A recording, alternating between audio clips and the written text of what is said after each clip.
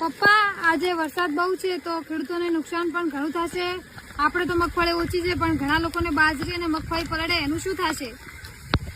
જય જવાન જય કિસાન. આજે 3 તારીખ છે અને સવારથી વરસાદ દાબી પડી રહ્યો છે. ખરેખર વરસાદના કારણે બનાસકાંઠામાં કરોડોનું નુકસાન છે. તો મારી મગફળી પણ પાણીમાં તરી રહી છે અને બધી જ જગ્યાએ બાજરી મગફળીમાં મોટું નુકસાન છે.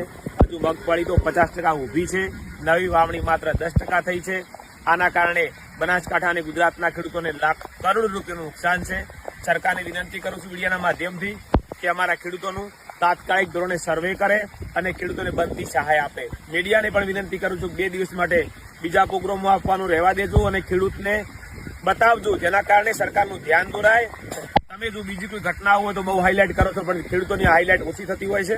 તો ખેડૂતોનું નુકસાન બતાવજો આપ મીડિયાના માધ્યમથી અને ખેડૂતોને સરકાર સહાય આપે એવી આશા રાખું છું. હું સરકાર ઉપર મને વિશ્વાસ છે 100% સહાય આપશે. જો ક્રિકેટનું મેદાન પલળ્યું હોય હમણાં તો કરોડો રૂપિયા ખર્ચો કરી અને તાત્કાલિક એને કોરું કરાય છે, પણ આમાં ક્રિકેટમાં કોઈનું પેટ ભરાતું નથી.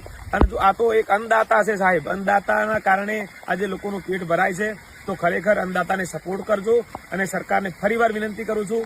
મને બહુ વિશ્વાસ છે સરકાર ઉપર કે 100% તાત્કાલિક ધોરણે ખેડૂતોને સહાય આપે એવી આશા રાખું છું. જય જવાન જય કિસાન.